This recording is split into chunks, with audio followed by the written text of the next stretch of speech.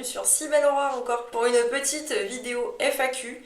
Voilà, hein, c'était un questionnaire qu'on a demandé à la communauté Instagram, c'était il y a quelques semaines maintenant.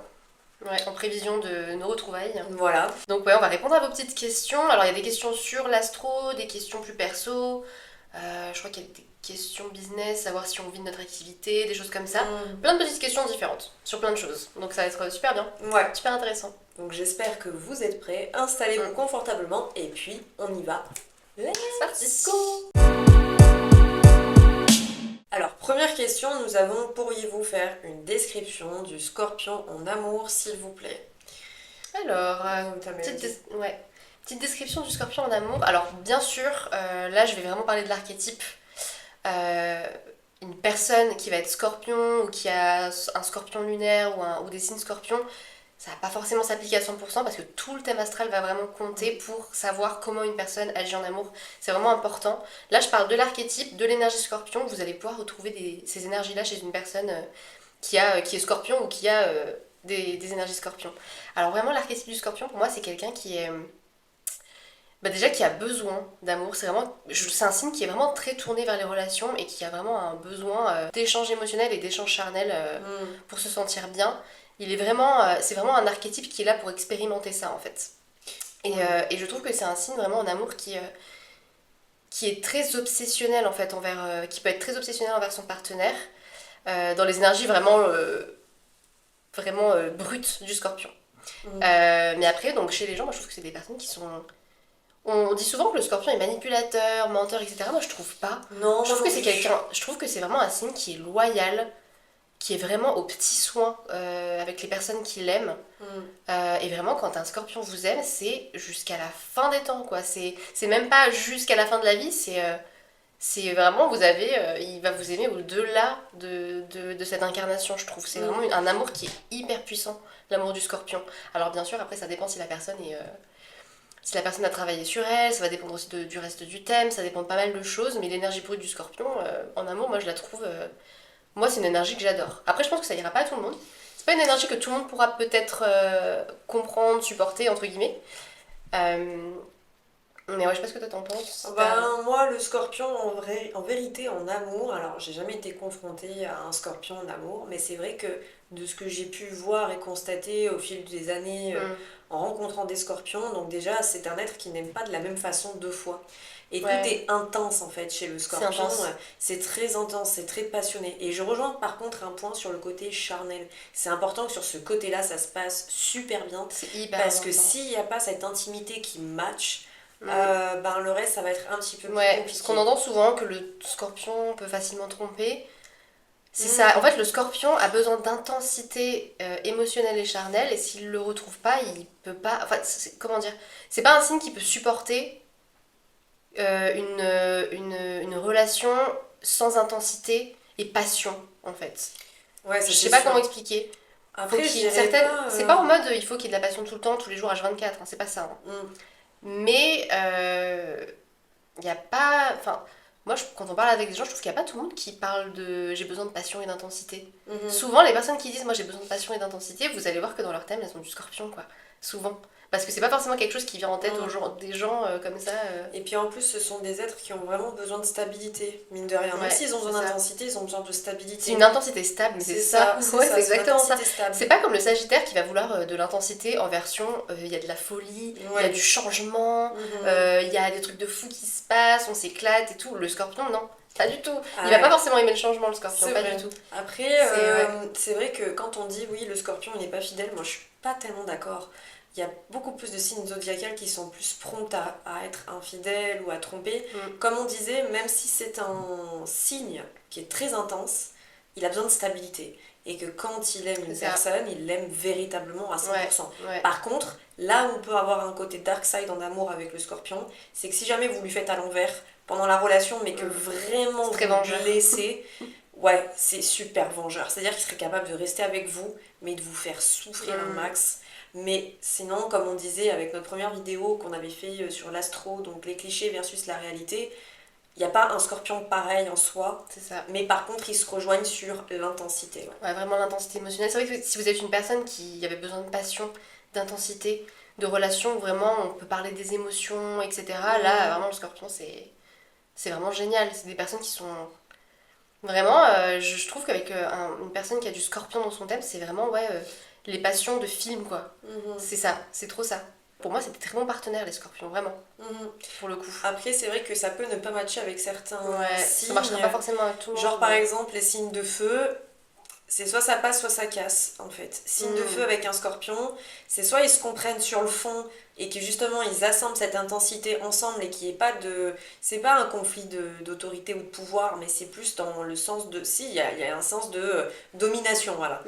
Il peut y avoir un jeu de domination, en fait, entre un signe de feu et un scorpion, et ça peut poser problème. Par contre, si vous arrivez à avoir une communication qui est vachement ouverte et que l'un ou l'autre arrive à lâcher prise de temps en temps, ça peut vachement matcher en vrai. Mais en tout cas, on vous fera une vidéo vraiment spécialement sur les signes en amour parce qu'il y a tellement de choses à aborder, tellement de choses à voir. Là, on a parlé du scorpion, mais vraiment, on fera une vidéo complète avec tous les signes. Peut-être même les signes vénusiens aussi. Carrément. Pour que ça soit beaucoup plus complet. Vous comprendrez mieux. En tout cas, on espère avoir répondu à ta question pour savoir quels sont nos ressentis par rapport au scorpion en amour. Exactement. On va passer à la suite. La seconde question, nous avons ici la place de l'ascendant et du signe lunaire. Merci. Alors, moi j'aime bien cette métaphore qui dit le soleil c'est vraiment votre maison, l'ascendant c'est votre jardin, donc comment vous apparaissez aux yeux des autres. Et vraiment le lunaire c'est vraiment le petit coffre au fin fond de votre grenier qui va vraiment représenter votre émotionnel profond. Donc en soi... C'est ça, la lune, enfin le signe lunaire va vraiment montrer votre façon de gérer les émotions. Donc admettons que vous êtes lion mais vous avez votre lune en scorpion, vous n'allez pas gérer vos émotions comme un lion mais comme un scorpion plutôt. C'est vraiment cette façon de gérer les émotions. Chez l'homme aussi ça parle de... C'est super intéressant aussi pour les compatibilités. La lune chez l'homme va montrer aussi le type de femme dont il a besoin, dont il a réellement besoin pour être bien en relation par exemple. Chez la femme, là, ouais, on est vraiment... Chez la femme, on est à 100% dans le monde émotionnel, la façon de gérer les émotions, voilà. Et ouais, l'ascendant, c'est différent. L'ascendant, c'est vraiment... on dit que c'est un masque social. J'aime pas trop ce terme-là de masque. Ouais, non, c'est plus comment on va transparaître aux yeux des gens en général. C'est comment on se montre en société. C'est ça. Ouais. Par le style vestimentaire, par votre gestuelle corporelle. Par exemple, en général, quand vous allez rencontrer quelqu'un que vous ne connaissez pas, souvent vous allez vous planter sur son signe solaire parce que ça va être l'ascendant qui va prendre le dessus. Un exemple. Du coup, moi j'ai un signe de feu en solaire, mais j'ai un signe de terre en ascendant. Donc quand on va pas me connaître, j'ai vachement ce côté un peu froid, un peu distant. C'est vrai que toi, quand on te rencontre, on voit pas ton côté solaire tout de suite. Non. On le voit pas tout de suite, on le voit après. Et c'est ça en fait, l'ascendant. Et toi, ton ascendant R, Verseau. Ouais. C'est ça. Du coup, on a cette originalité et tout ça, et quand tu regardes... Et c'est pas ouais, c'est ça, l'ascendant, c'est pas forcément que l'apparence physique, c'est aussi la façon de penser. De quoi on va parler au premier abord avec les gens, tu vois. Ça va changer, c'est ça en fait qui va changer, c'est vraiment le premier abord. Ouais. D'ailleurs, par rapport au signe lunaire, n'hésitez pas à nous rejoindre sur notre podcast Synchronicité, où on parle justement du signe lunaire de votre crush. Ouais, c'est trop intéressant. On analyse un peu les signes lunaires des gens. N'hésitez pas à aller l'écouter sur notre podcast Synchronicité. Ouais, mais ouais, l'ascendant en tout cas, c'est vraiment ce qu'on va montrer de nous en premier, ce avec quoi on est à l'aise. C'est vraiment quand vous rentrez dans une pièce pleine de personnes, hop, vous enclenchez l'ascendant et vous allez vraiment utiliser cette énergie-là pour soit discuter avec les gens, soit vous montrer, peu importe, mais voilà, c'est ça. Et le lunaire, c'est comment vous gérez vos émotions dans la vie de tous les jours, c'est vraiment votre monde intérieur, quoi. C'est ça. Donc voilà, j'espère que ça a répondu. Je pense que oui. On espère. Alors, prochaine question, nous avons comment êtes-vous tombé dans le monde de l'astrologie et de la cartomancie? Alors, très intéressant, très intéressant. Alors moi de mon côté, il faut savoir que l'astrologie, moi je me rappelle encore de quand j'ai découvert l'astrologie, j'étais toute petite. Et c'est dans le magazine Femina que tout le monde connaît. Non mais vraiment, j'étais toute petite hein. Et j'ai découvert ça et tout, et je me souviens que j'ai demandé à ma mère maman, qu'est-ce que je suis comme signe? Je me rappelle comme si c'était hier. Et du coup elle m'avait dit quel signe j'étais et tout. Et je me souviens qu'en regardant tous les signes et tout, je m'étais dit putain, moi j'aurais bien aimé être scorpion. Je voulais être scorpion et tout. En fait, j'ai valu dans scorpion, C'est c'est tellement marrant. trop stylé, Scorpion, Ouais. une vieille balance là, comme ça, avec deux petits trucs. C'est trop ça. Mais ça, c'était un peu ma première découverte de l'astrologie. Mm. Mais là où je m'y suis vraiment mise, où j'ai vraiment découvert l'ésotérisme, je dirais que c'était il y a 5-6 ans, si ce n'est plus. Et j'avoue que ça s'est fait petit à petit. J'ai commencé d'abord à m'intéresser plutôt à la spiritualité, au développement personnel, comment bien gérer ses émotions. C'était plus ça au début, hein, vraiment. J'ai commencé avec ça. Et j'ai découvert petit à petit l'astrologie, la numérologie aussi, les pierres, les cristaux. J'ai vraiment tout découvert d'un coup, petit à petit. Et je me suis un peu intéressée à tout petit à petit. Et je me souviens qu'à l'époque, j'étais pas du tout, je faisais pas du tout le métier que je fais aujourd'hui. Et je me suis dit, je veux travailler dans ce domaine-là. Je vais le faire je vais le faire d'une manière ou d'une autre. Mais je savais pas encore à l'époque comment j'allais le faire en fait. Mais je me disais, ok, moi je veux être dans ce milieu-là, je veux vraiment travailler dans la spiritualité, dans l'ésotérisme. Je me vois là-dedans, je savais juste pas comment encore. Mais c'était il y a des années déjà. Ouais. Et petit à petit, ça m'a jamais lâché en fait. C'était pas.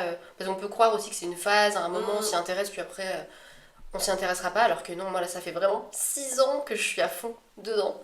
Donc voilà, et en fait on commence à s'intéresser petit à petit au signe lunaire, à son ascendant, et petit à petit on découvre la numérologie, etc. C'est ça, c'est là où on se rend Ça se compte fait petit à petit, quoi. qu'on devient passionné, c'est qu'au-delà du solaire, on commence vraiment à décortiquer, on veut en savoir d'autant plus, et c'est là où ça montre cet aspect passionné en fait. Et puis après, je suis tombée aussi dans le tarot, j'ai commencé à découvrir ça, j'ai trouvé ça génial, j'ai commencé à faire une petite collection, j'ai ma petite collection d'ailleurs, on fera une vidéo sur nos collections, sur on note nos oracles, nos tarots, pour vous parler de ce qu'on préfère. Mais ouais, ça s'est vraiment fait petit à petit, et ensuite j'ai fait ma reconversion pro et j'ai fini par travailler justement dans ce domaine-là, dans le domaine de l'ésotérisme, il y a 2 ans et demi à peu près. C'est d'ailleurs là où on s'est rencontrés, on s'est rencontrés dans ce domaine-là, enfin dans notre travail quoi. Donc voilà, mais ouais, je dirais tomber dedans petit à petit et ça m'a jamais lâché. À commencer à m'intéresser à toutes les disciplines et voilà. Moi, c'est vrai que c'est un tout petit peu différent, c'est-à-dire que moi j'ai toujours eu plus ou moins des facultés, on va dire, hein, qu'on a tous en nous, mais qui se développent différemment. Et en fait, c'est marrant parce que ça a été par phase, moi. C'est-à-dire que j'ai eu ce côté quand j'étais petite où je ressentais, voyais des choses et ça m'a fait très flipper, honnêtement.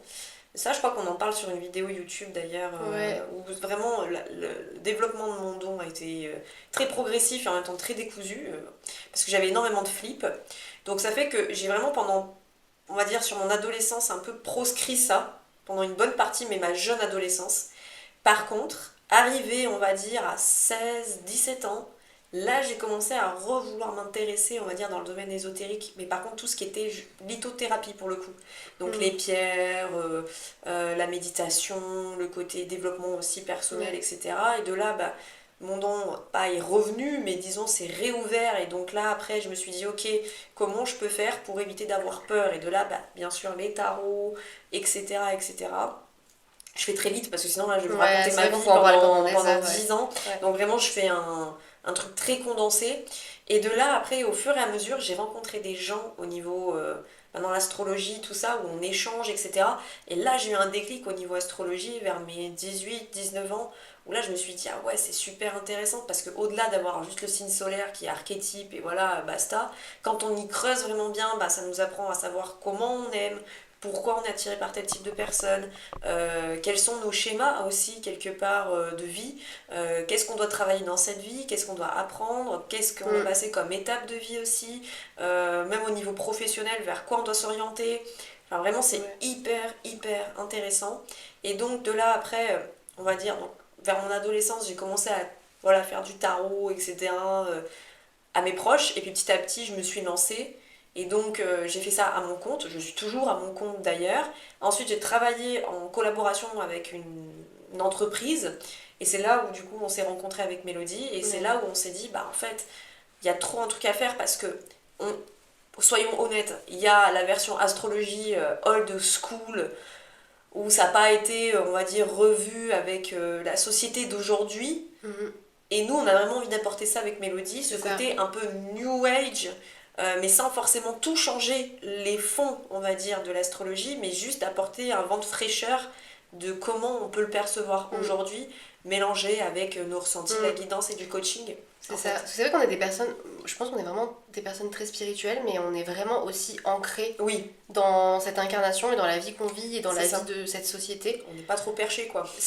Moi, je pense que vraiment aussi, c'est être spirituel, c'est aussi accepter qu'on vous vivez une expérience ici sur cette terre avec cette société-là qui n'est pas du tout parfaite. Loin de là, mais en fait, si on est tous là à se morfondre dans notre coin, je me dis qu'on va jamais changer les choses. Et je pense que c'est ça aussi être spirituel, c'est vraiment. Parce que c'est spirituel, une incarnation, et d'être sur Terre, et la matière, elle est spirituelle. Tout l'est, en fait.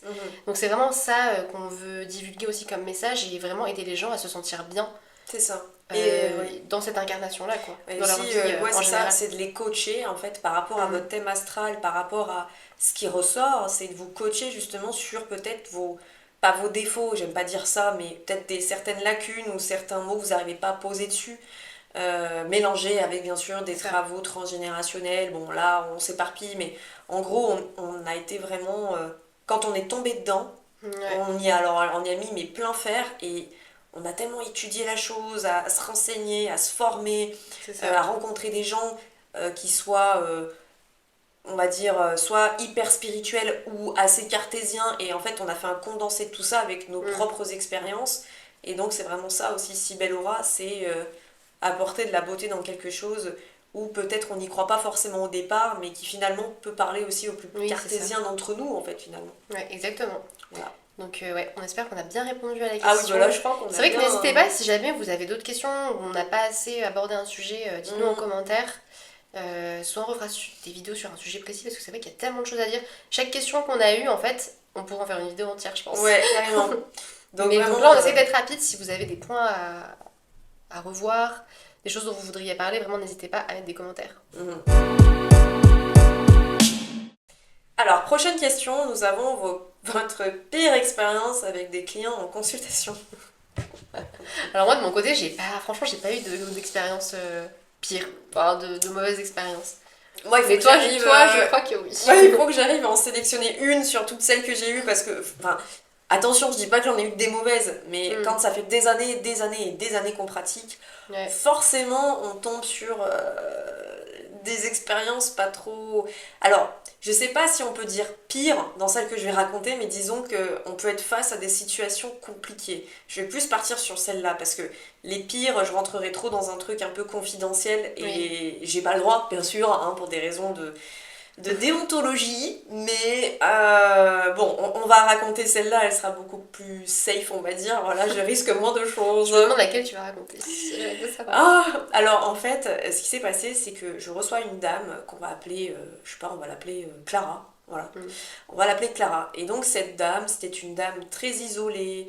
Ça faisait longtemps qu'elle était seule, donc célibataire. Hein. Et cette dame, il faut savoir qu'elle avait une soixantaine d'années. Elle n'était pas vieille, mais elle avait une soixantaine d'années à peu près. Et donc sa question, ça concernait un jeune homme. Elle m'a rien dit de spécial, si ce n'est, voilà, j'aimerais savoir l'évolution de cette relation avec cet homme-là. Et ce qu'il faut savoir, c'est que cet homme-là avait 30 ans. Même pas 30 ans, il avait 25 ans. Alors déjà, je me dis, bon, différence d'âge, on va pas juger, il y en a, ça se passe très bien. Moi, quand je suis en consultation, peu importe ce qu'on peut me dire, je me dois de la neutralité. Donc en fait, qu'ils ont 40, 50 ans d'écart, si c'est ok pour eux, tant mieux. Je commence à faire mon tirage et en fait, je me rends compte qu'il y a vraiment un truc qui va pas. Parce qu'on me parle de danger.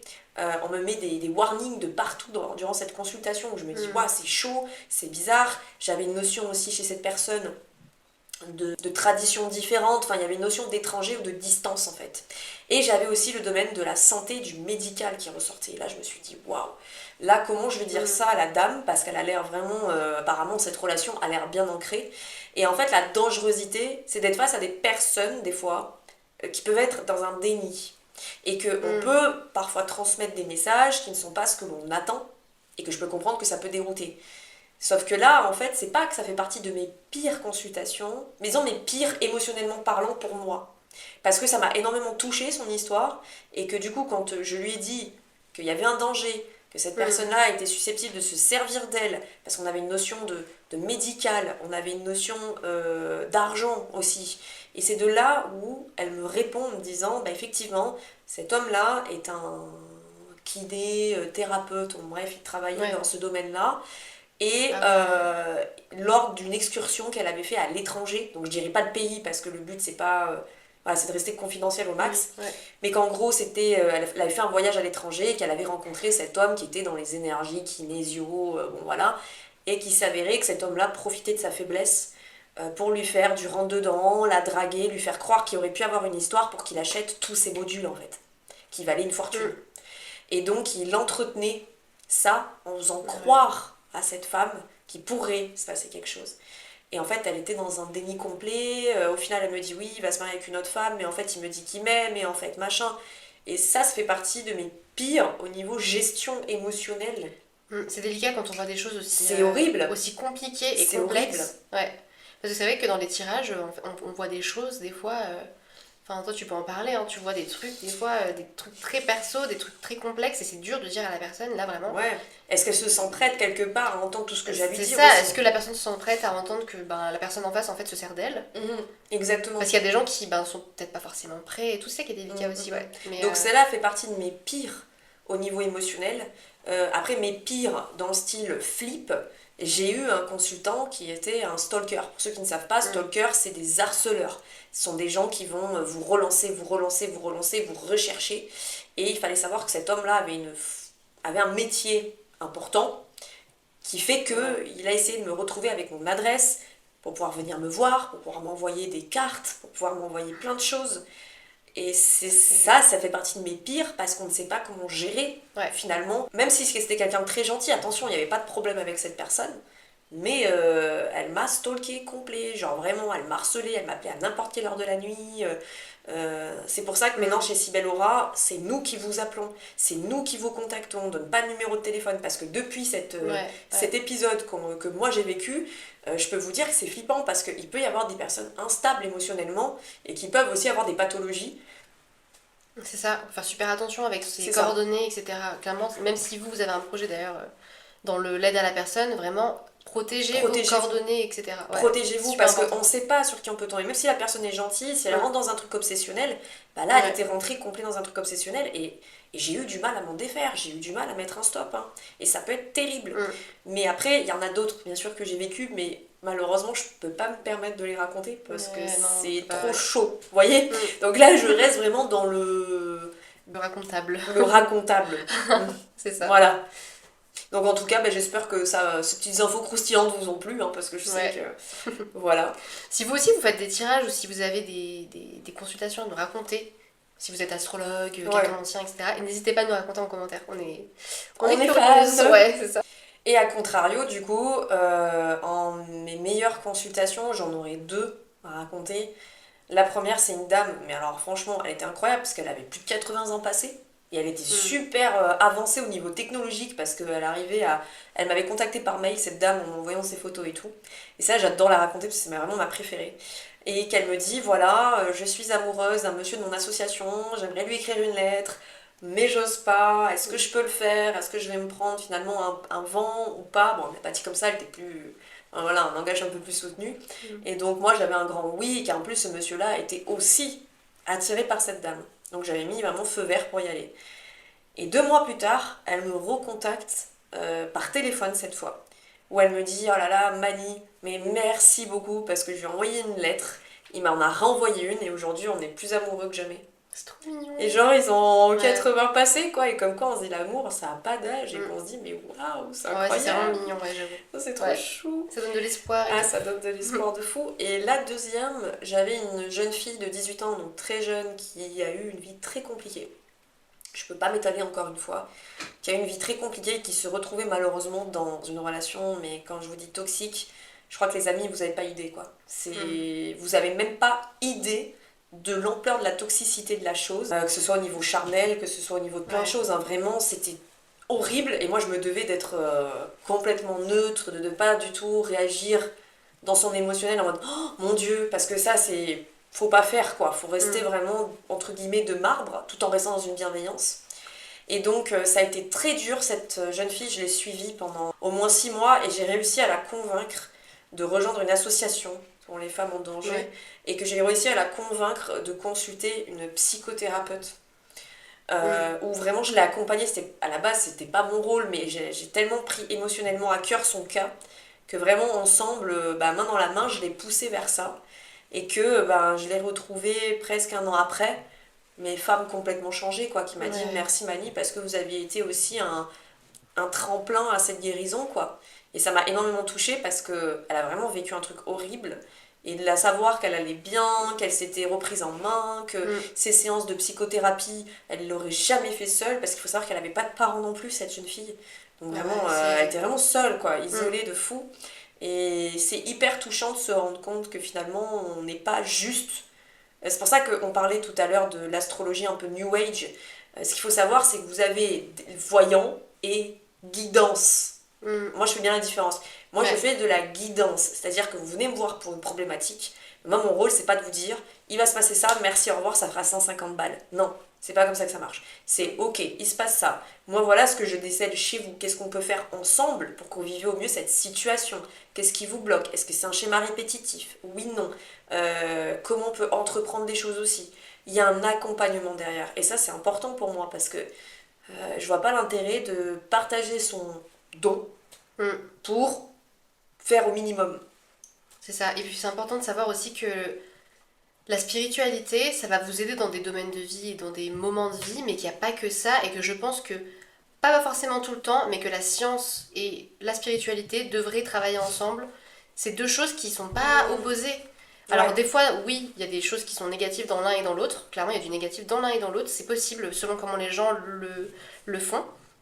Mais quand quelqu'un vient vous voir pour des problématiques aussi complexes et graves, on va pas rester dans le tarot. Là, c'est beaucoup plus complexe. Il faut aller faire... Bah oui, mais ça, c'est pas... Là, quand vous avez une personne qui a vécu autant de traumas, on peut pas rester que sur de la guidance de tarot ou de l'astrologie, c'est pas possible. Il y en a qui le font, mais c'est... Moi, je ne sais pas comment ils font, quoi. Enfin, c'est comme partout, il y a de tout, que ce soit dans l'astrologie, l'ésotérisme. Il y a de tout. Mais moi, je n'arrive pas à comprendre, même des voyants ou des médiums, qui vont dire il faut faire comme ci ou comme ça. Non. C'est pas faire comme ci ou comme ça. Voilà ce qu'il est possible de faire. Qu'est-ce que vous aimeriez faire et comment moi je peux vous aider justement pour vous accompagner dans cette démarche. C'est conseiller, c'est pas dire. Oui, c'est ça, exactement. Parce qu'en fait, quand il y a un problème complexe comme ça d'une personne qui a vécu une relation hyper toxique, de la toxicité dans trop de domaines de vie et des traumas et des abandons, etc., oui, il faut orienter la personne vers une guérison. Donc ça peut être comme toi de la psychothérapie, ça peut être une thérapie. Il faut une longue thérapie en fait pour se remettre de tout ça et pas juste dire à la personne vous inquiétez pas ça va aller ou c'est forcément de la guidance qui va avec et c'est forcément vraiment orienter la personne vers quelque chose qui va vraiment la soigner sur le long terme parce qu'on se soigne pas comme ça en une seule séance. Clairement, la guérison, de toute façon la guérison elle dure toute la vie. Bah oui, franchement, on a toujours des trucs à guérir, donc c'est important de vraiment orienter les personnes et d'être dans la guidance, clairement. Exactement. Alors, prochaine question, c'est d'où venons-nous? D'où venons-nous? D'où venez-vous? D'où venez-vous? Eh ben, alors, moi je suis née à Grenoble, donc on vient de France, toutes les deux.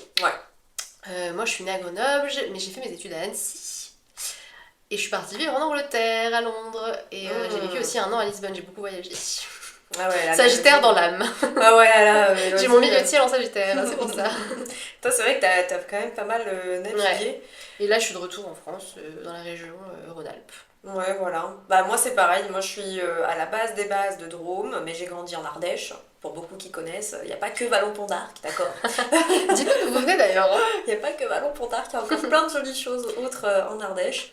Et pour le coup, je suis beaucoup restée dans les environs et maintenant je suis donc en Drôme provençal. Donc, on n'est pas très loin. On n'est pas très loin au final. Hein. On est à 1 heure de train. 1 heure de train, ouais. Donc, mais même en voiture, 2 heures quoi. Ouais, c'est ça. En soi, ça va, c'est à côté. Vraiment. Ouais, c'est ça, pratique. Hein. Dites-nous d'où vous venez d'ailleurs, en commentaire. Prochaine question, nous avons les soucis de santé sont-ils visibles sur notre thème astral? Alors moi, je pense que certains astrologues, en fait on peut voir les possibilités, ce que vous allez possiblement avoir comme soucis de santé, mais pour moi en fait dans un thème astral, c'est pas...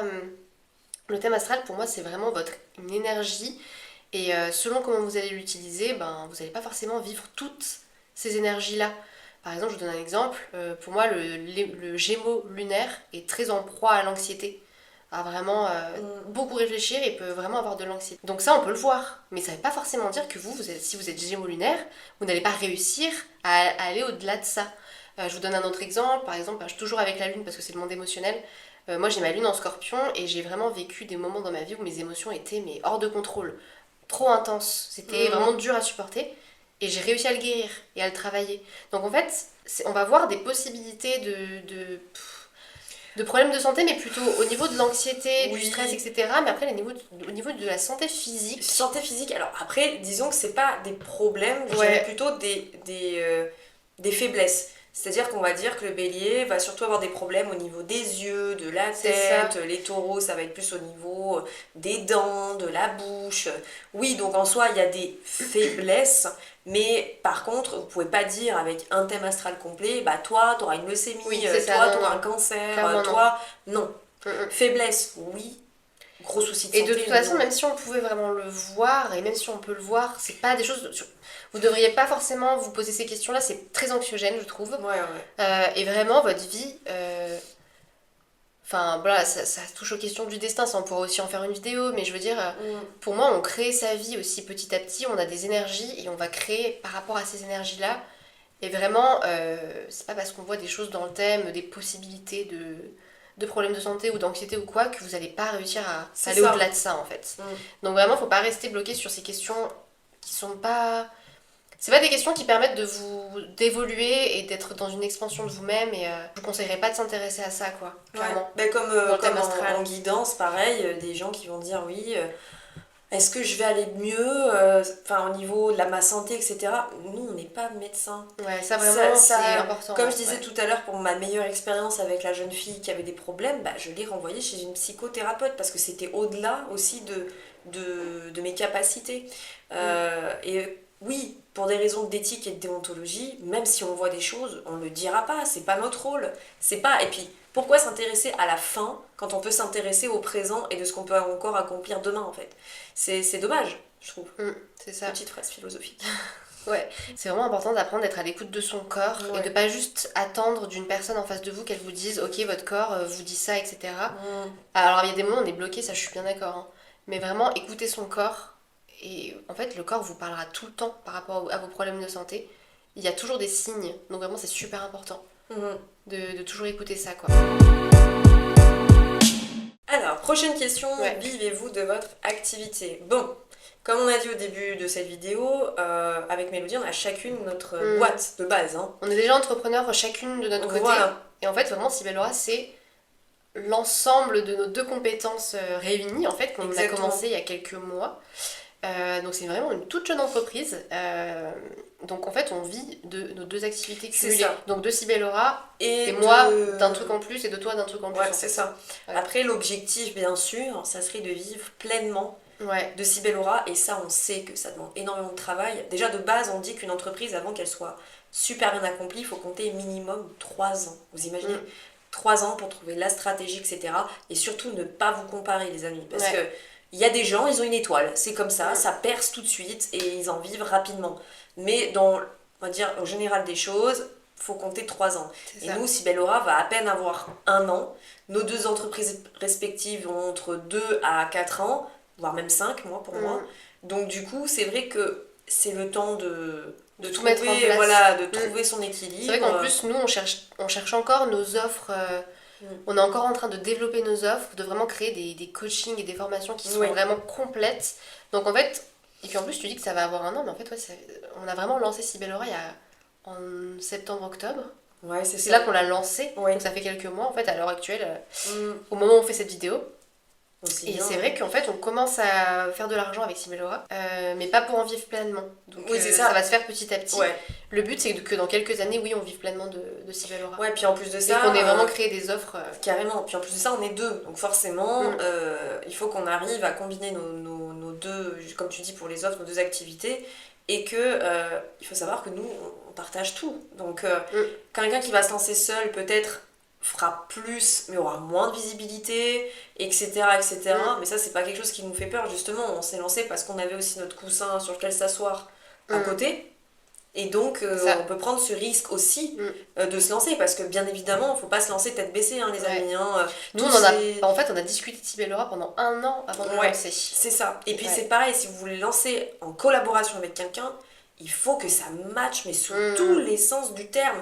Avec Mélodie, la chance que l'on a, c'est que ce soit au niveau des idées, de la manière de s'organiser, de travailler, notre entente en général, que ce soit hors cadre pro et interne pro, ça coule de source. C'est ça. Il n'y a pas de tension. Et il y a une confiance qui est là, vraiment. Après, c'est vrai on est vraiment à l'écoute de nos ressentis, et là, on sait qu'on peut faire confiance. Et que puis, il n'y a pas de frustration. C'est-à-dire que si on a une qui, admettons, est fatiguée ou qui n'a pas envie de faire quelque chose ou quoi, c'est ok. On en parle entre nous et c'est ok.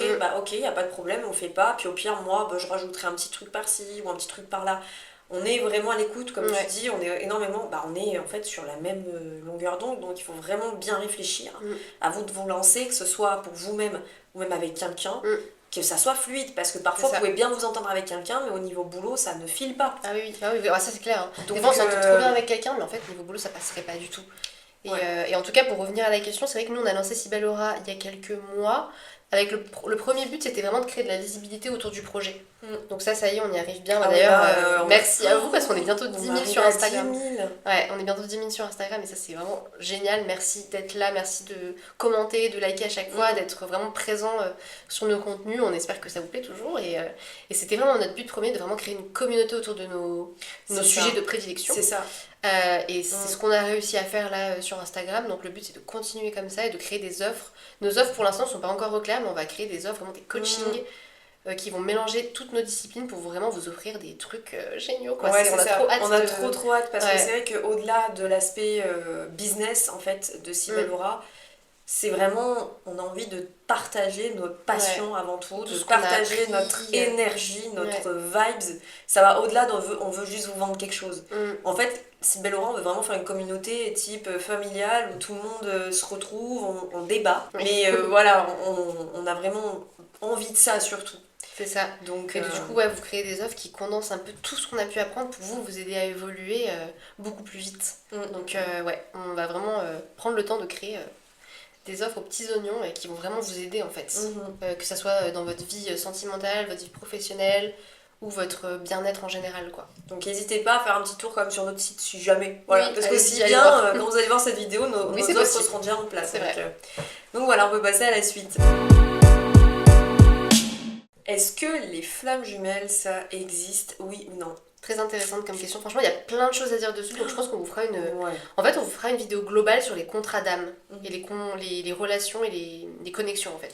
Ah oui, parce qu'il y a énormément de choses à dire sur ça. Ouais. Après, toi, ce que tu penses globalement du terme flamme jumelle Alors, globalement, il faut savoir qu'il existe 8 contrats d'âme différents. C'est pour ça qu'il faudra vraiment qu'on fasse une vidéo là-dessus.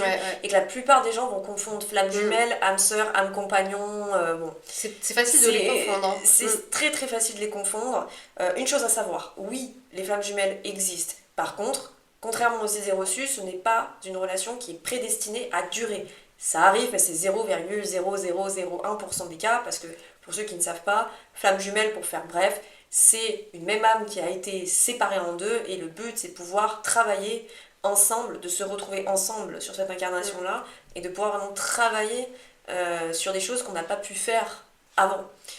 Et donc c'est une relation qui est très éprouvante, qui est pas du tout comme on peut le penser, hyper waouh. Au début c'est waouh et après c'est catastrophe. Donc pour répondre à cette question, on en fera une vidéo. Oui, les flammes jumelles, ça existe. Et je pense que selon aussi le chemin de vie de chacun et comment chacun a travaillé sur lui-même ou elle-même, vous n'allez pas forcément vivre la relation de flamme jumelle pareil. Je pense qu'il y a des gens qui la sentent même pas passer leur relation de flamme jumelle. Tu sais, des gens qui... Pas forcément... je pense qu'ils... C'est pas qu'ils la sentent pas passer, mais... ils ont peut-être pas vu la même intensité. Oui, c'est ça. Je pense qu'il y a vraiment des... C'est très différent pour chacun, je pense. Ouais. Après, en général, la flamme jumelle, tu l'as... C'est ce que je disais, en fait, par rapport au fait qu'il y a eu un effet de mode. Votre flamme jumelle, vous le savez tout de suite. Il n'y a même pas de « est-ce que c'est ?» Non. Vous savez que c'est ça. Et oui, on peut le vivre différemment dans l'intensité, mais en général, il n'y a aucun doute sur la nature du lien. Ouais. Donc, C'est ça un des premiers points. Ouais, les premiers points, c'est ouais. vraiment ça. Il n'y a aucun doute, on se pose même pas la question, c'est ça. Mm. C'est une évidence en fait. Ouais. Prochaine question, donc la différence entre l'astrologie et la numérologie et pourquoi choisir l'un ou choisir l'autre ou les deux, mais la différence. Ouais. Alors, en fait, pour moi, l'astrologie et la numérologie, ce sont deux disciplines qui se rejoignent quand même sur pas mal de points. Il y a des choses que vous allez voir par exemple dans votre thème numérologique que vous allez retrouver dans votre thème astral. Mais pour moi, la numérologie a un petit peu plus tourné vers le chemin de vie. La numérologie, pour moi, je la vois un peu comme un chemin où on va passer des étapes et découvrir des choses sur son chemin de vie, des choses qu'on doit vivre, travailler, des choses sur notre personnalité, voilà. Là où l'astrologie est un petit peu plus différente dans le sens où moi je vois plus l'astrologie comme notre carte de notre énergie.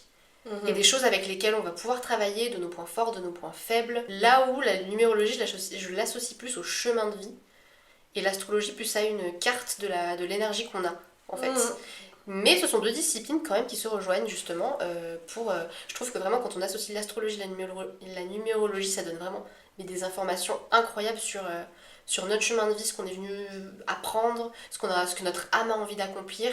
Je trouve que vraiment quand on fait son thème numérologique et qu'on voit un peu l'astrologie, on se dit ah mais oui, mais c'est moi. Et quand on fait son thème numérologique, c'est vraiment des choses où on se dit mais oui, mais j'ai trop envie de vivre ça ou trop envie d'apprendre ça.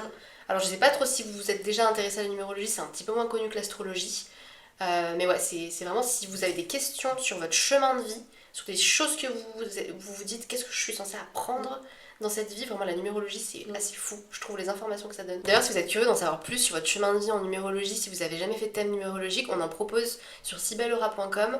On vous fait vraiment tout votre thème numérologique avec vos objectifs de vie, les compatibilités, ce que vous êtes venu apprendre, votre chemin de vie, vos forces, etc. Enfin il y a plein de choses dedans. Donc voilà, n'hésitez pas à aller le commander. Quel est votre signe solaire, ascendant et lunaire? Là, je vous invite à mettre en pause et essayer de deviner. Mettez un commentaire, essayez de deviner les trois. Ah ouais. Et ensuite, vous remettez la vidéo pour voir si vous avez juste. Ça peut être marrant, ça. Ouais, carrément. Du coup... Alors, moi, mon solaire, je suis bélier. Donc en solaire, en 3e décan. Pour ceux qui s'intéressent, du coup, je vous fais vraiment le... Voilà. Moi, je suis en 3e décan. Ascendant, donc vierge. J'ai mon lunaire en Sagittaire et mon milieu du ciel en Gémeaux. Donc moi je suis Balance en signe solaire, décan, le dernier décan, 3e décan. 3e décan, ouais. Ascendant Verseau. Et j'ai ma lune en Scorpion en maison 8, dans la maison du Scorpion, donc intensité plus. Et aussi vraiment des habilités psychiques, ça c'est assez fou aussi depuis que je suis petite. Des informations qui me viennent comme ça, c'est comme si j'avais une petite voix dans ma tête et il y avait quelqu'un, un petit scorpion qui me dit tiens ça faut que tu fasses ça, ou c'est assez fou ça. Vraiment si vous avez votre lune en Scorpion, dites-moi si vous aussi vous vivez ça, ou votre lune en maison 8, toi t'as lune en maison 8 aussi. Ah ouais, j'ai lune en maison 8 moi, je me rappelle même pas. Et ça c'est vrai, ça donne vraiment des intuitions qui sont tellement claires, c'est assez fou. Et ton milieu du ciel il est en Sagittaire, hein, c'est ça, ouais. On a un milieu du ciel opposé, donc elle en Gémeaux, moi en Sagittaire. C'est fou quand même, hein. C'est trop intéressant. C'est trop intéressant. Et du coup, c'est vrai que toi, avec ton milieu du ciel, enfin, moi, le milieu du ciel en Gémeaux, en général, c'est quand on a du mal à trouver sa voie et qu'on s'ennuie vite au travail, on a souvent besoin de nouveautés, d'apprendre de nouvelles choses, etc. Toi, ça va être plus dans... Besoin de liberté géographique. Moi, vraiment, j'ai toujours voulu bosser en ligne parce que je veux pouvoir bouger. Ouais. Je pourrais faire Franchement, je pense que ça me dérangerait moins de faire un job salarié s'il était en ligne. Un job salarié en présentiel, c'est impossible pour moi. Impossible. Ouais, c'est ça. Invivable. Ouais. Et moi, j'ai besoin d'être stimulée tout le temps. Donc là, on se retrouve bien, quoi. Donc là, on se retrouve super bien. C'est ça. Alors, comment savoir si une relation est karmique? Ouais, bah là ça rejoint la question des flammes jumelles. Je pense qu'on fera une vidéo YouTube sur toutes les relations karmiques, les contrats d'âme, sur tout ça en fait, ça tout vraiment, englober. Les contrats d'âme c'est trop intéressant, il y en a 8 différents et je pense qu'il y en a même encore d'autres différents que je ne connais pas. Mais franchement, je pense que ça mérite une vidéo. Ouais, carrément. On fera une vidéo là-dessus, c'est mieux. Ouais, voilà. Pour vraiment bien en parler. Alors, est-ce que les vies antérieures sont visibles sur notre thème astral? Alors moi je pense qu'en fait on peut pas forcément voir la vie exacte, Mais ça en peut mode donner une indication. Ouais, ça donne une indication sur ce que vous avez vécu dans des vies antérieures. Je pense qu'après ça doit exister des astrologues médiums qui arrivent à voir des choses de fou, quoi. Ouais, justement. C'est sûr que ça existe. Moi, j'ai eu une expérience comme ça. Alors, je sais plus vers quoi il s'était basé, si c'était sur la Lilith, mon Chiron et mon... avec Chiron, avec Lilith, avec la maison 12. C'est ça. Avec le nœud sud, le nœud nord aussi. Je vais vous donner un exemple. Moi, je suis quelqu'un, c'est pas que j'ai peur de la maladie, mais c'est que je suis pas hypocondriaque, mais il y a cette notion où j'ai toujours eu la sensation que j'allais pas, c'est peut-être morbide ce que je vais dire, hein, mais que je vais pas décéder vieille. J'ai toujours eu ça. Et que les grosses maladies, ça peut me faire flipper si je chope un gros truc, de pas m'en sortir, c'est peut-être débile. Hein. Et donc j'avais rencontré un astrologue qui avait, je pense, des facultés aussi par rapport à mon thème. Il m'a dit, oula, il y a quelque chose à travailler là dans cette vie, parce que dans vos vies antérieures, vous êtes décédé jeune et brutalement de maladies ou... Alors, il a dit où, il a supposé, hein, il n'était pas sûr de comment, mais ça par contre c'était sûr que c'était brutal, soit de maladie, soit d'assassinat, c'est terrible, hein, mais ou ce genre de choses qui expliquerait que dans cette vie, je peux avoir une appréhension en fait dans des trucs que je contrôle pas, donc par exemple si je prends l'avion. Ouais. Ou alors en voiture pas tant, mais si je prends l'avion. Donc oui, ça peut donner des indications. Ouais, ça donne des indications sur vos énergies dans les vies passées, mais d'ailleurs ça aussi il faudrait qu'on fasse une vidéo sur découvrir vos vies antérieures avec l'astrologie pour vous parler de tous les points, parce qu'il y a des points différents, des positions des planètes à regarder dans les maisons, etc. Chiron, la lune, enfin même la lune, hein, ouais. La lune on peut voir des choses, mais la lune plus sur le côté transgénérationnel. Mais pareil, c'est trop de choses. Ça, on fera une vidéo sur tout ça. Hein. Ouais. Je pense que ça pourrait être super intéressant. Donc on se retrouvera dans un format beaucoup plus long. Bon, voilà. Et voilà. Merci en tout cas d'être resté jusqu'à la fin et merci d'avoir participé donc à ce questionnaire. Donc franchement, on en fera d'autres, je pense. On en fera d'autres, on sélectionnera d'autres questions. C'est hyper intéressant. Donc vraiment, n'hésitez pas à commenter, partager, liker cette vidéo, à nous faire vos retours, à nous rejoindre aussi sur Instagram et aussi sur les plateformes de podcast pour rejoindre Synchronicité, donc que ce soit sur Spotify, Deezer, Apple Podcast, donc vraiment où on va parler de d'autres choses qu'on ne fait pas forcément en format vidéo. On va vraiment faire des choses différentes sur chaque plateforme. Voilà, donc selon ce que vous aimez et ce qui vous plaît, vous aurez vraiment des contenus différents. On est sur tous les fronts. Exactement, c'est ça. Écoutez, on vous embrasse. Gros bisous. Et puis on vous dit à bientôt.